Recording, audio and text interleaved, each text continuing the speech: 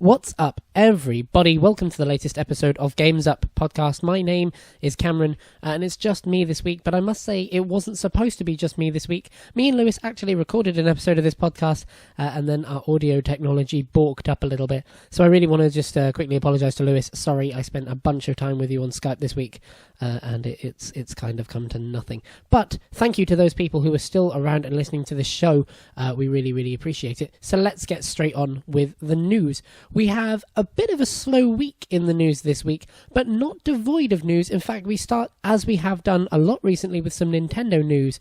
Thanks to a rumour, it's come out that Nintendo seem to be planning a release of a mini SNES. Now, we talked last week, I believe, about the NES being discontinued, and at the time, we said that one of the reasons for this might be that they were planning a release of an SNES. We personally thought this was kind of the weakest of the reasons that it might be. The other reasons were manufacturing issues, which was kind of equally weak, and then kind of creating artificial demand, which was, we thought, the most likely because Nintendo were known for doing this. The Switch is a perfect example right now, and the Wii is an even more perfect example. If you're interested at all in what Blue Ocean's selling is and what it means, that would be the way to look. But it turns out that the reason may well just be because they were looking to release an SNES at Christmas. So that's a pretty interesting piece of news. I've got to say, I think it's a little bit disingenuous of Nintendo. When we recorded the first version of this episode, Lewis said it seems a bit odd that they have to discontinue one product to sell another. And whilst it's fair to say that an NES and an SNES, especially mini versions, will probably be competing in a similar space, so they want to kind of keep that for one product so they're not fighting themselves for sales.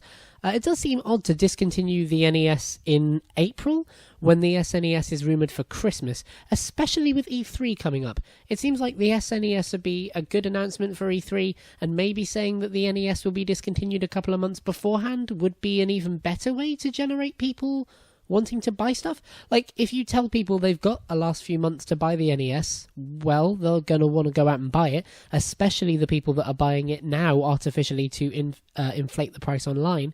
And then the people who want the SNES will have more awareness that it's coming because the NES have gone out of stock.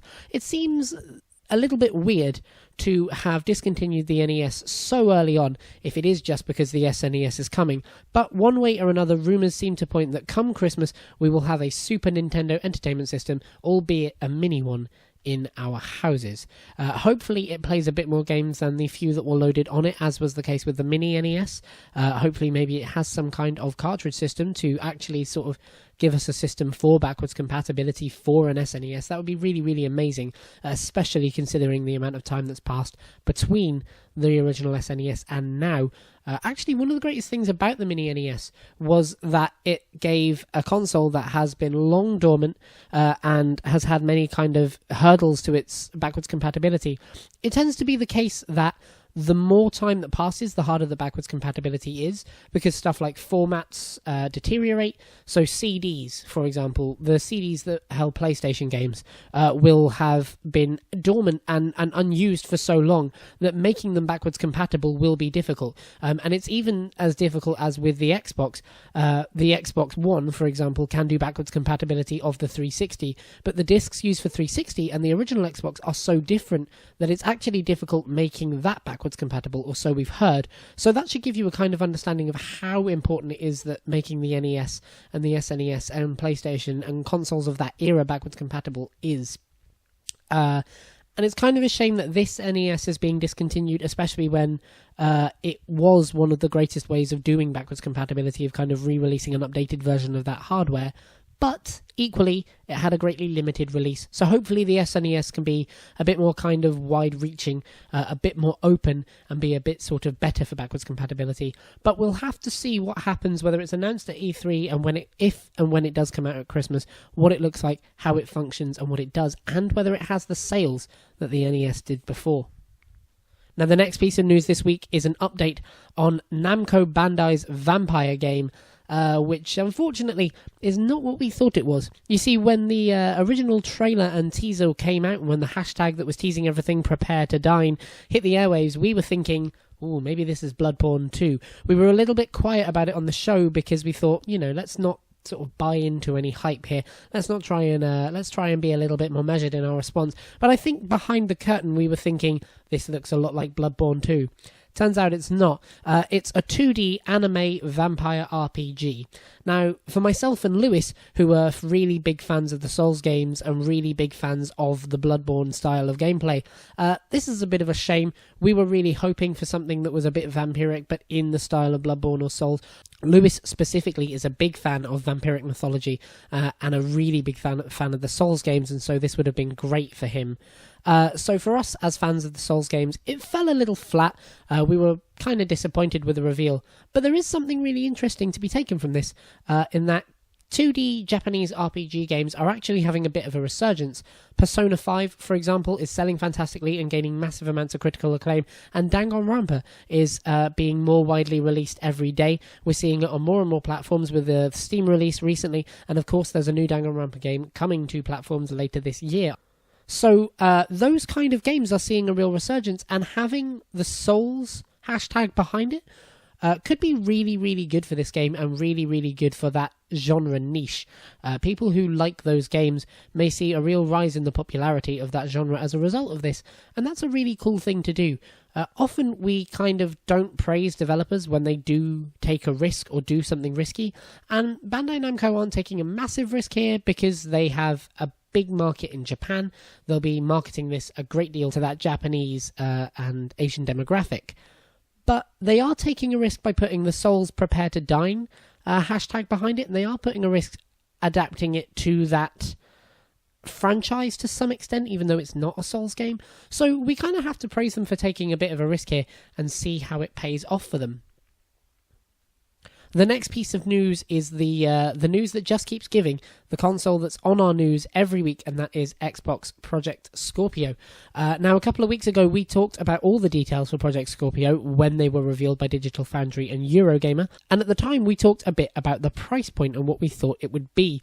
We kind of agreed that we thought it would be a pretty premium price point because Microsoft needed people to look at it and think that that is a premium product, that it really represented high-end value in the gaming space, and that people would be able to look at it as something that they kind of aspire to. It sounds horrible to say it like that, but when you think about it, if the Xbox One is something everyone can buy and the Xbox One S is something everyone can buy, the Scorpio needs to be something that people who are really into gaming, the hardcore, want to buy. It needs to be something that somebody will look past the Xbox One S or Xbox One for, and so we thought the price point would be fairly high. Well, we may be very wrong.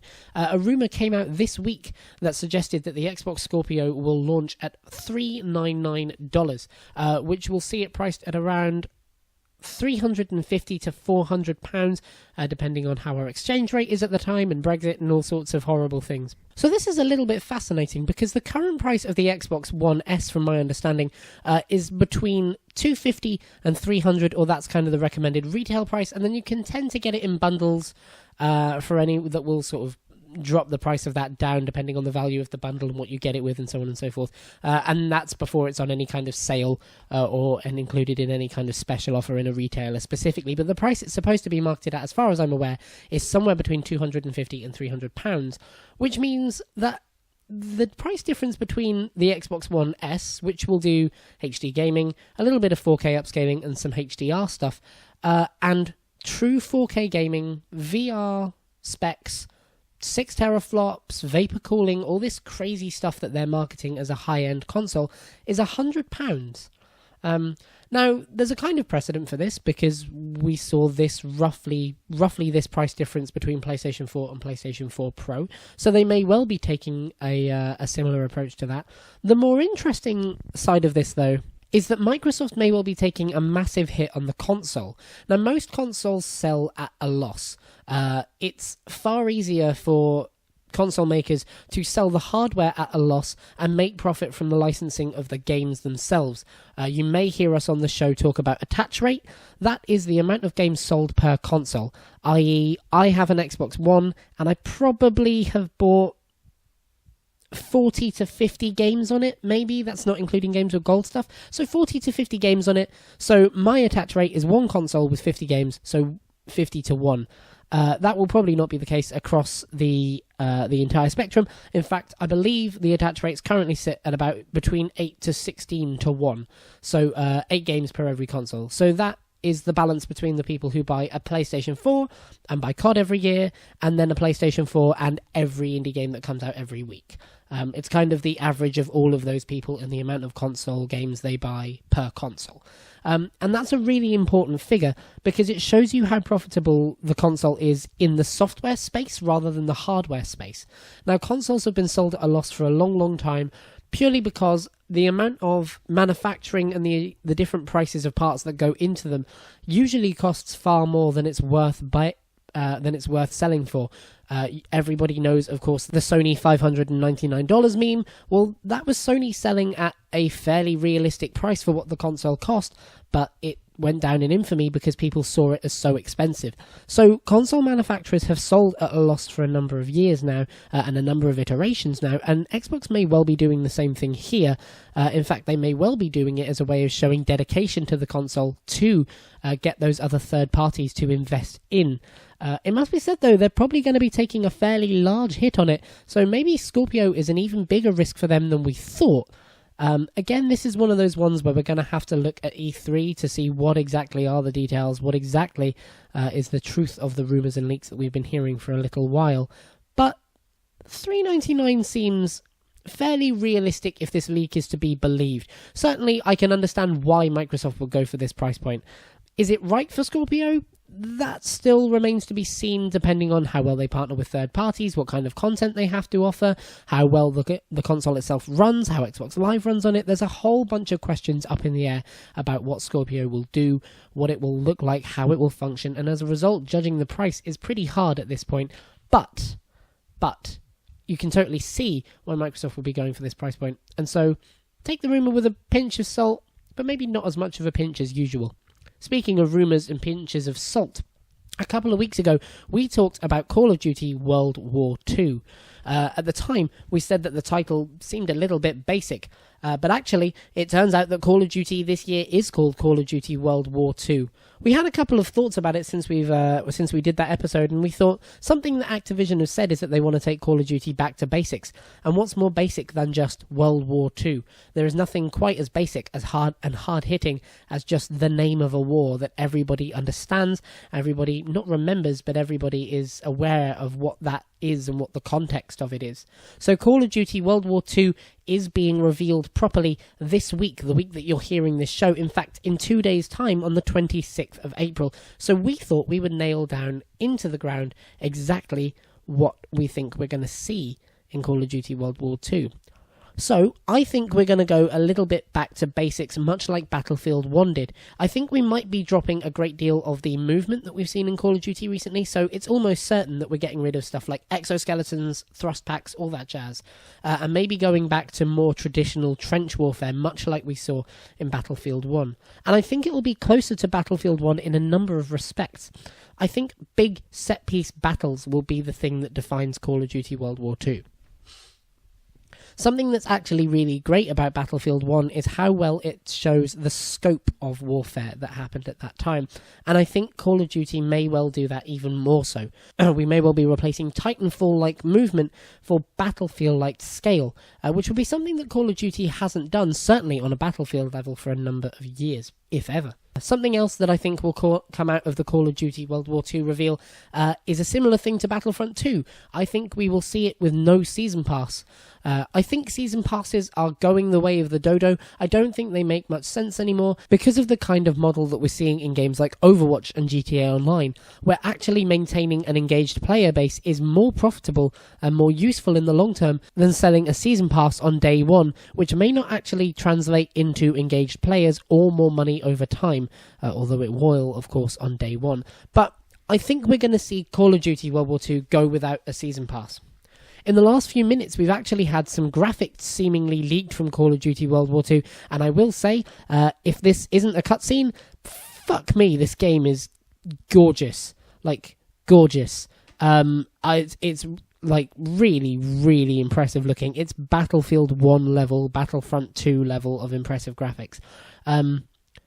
Not entirely sure about what I'm seeing here, so I won't add them in a little bit, but perhaps prepare to be really impressed with the graphics.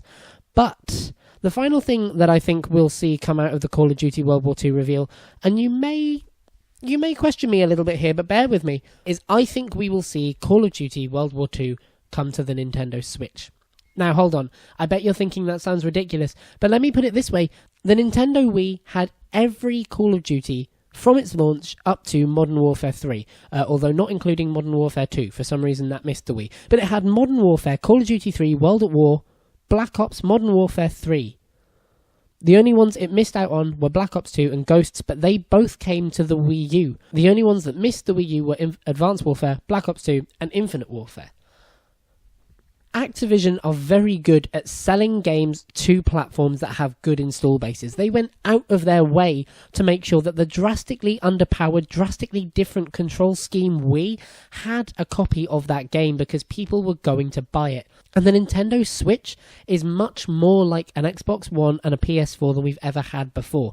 The Wii U had this second screen gimmick, and it got in the way of everything that controlled on it. Whereas the Switch, you can sit down with a Switch and a Pro controller, and then you can take it away. The screen there is just like a screen you have on a normal console. It can just be used as a second screen. This time it has a gimmick, but it's not a gimmick that gets in the way of anything. In fact, I'd argue it's a gimmick that enhances it. It makes perfect sense, in my opinion, for World War II, the COD game, to come to the Switch. There's a huge install base there already. We're only like a month and a bit into the life of it, and it's the best-selling Nintendo console in a very long while. It has a great install base for its young age. It's a pretty good control scheme, and if you give people Call of Duty World War II that they can take on the go, that's a big thing. That's a really big thing. Assuming, of course, that the multiplayer is up to the job, which we still don't know because we still haven't had a multiplayer service launch from Nintendo. But I would be willing to put a bit of money on the idea that you'll see Call of Duty World War II on the Switch. The only reason I can see for it not being the case is if it really can't handle the graphics power, but we've seen them make scaled down versions before, so I really can't believe we won't see them make scaled down versions this time. So those are our predictions for the Call of Duty World War II reveal, which will be happening in a couple of days. So what I want you to do is go and watch that World War II reveal, and then maybe come back and tell us what we got wrong and what we didn't get wrong.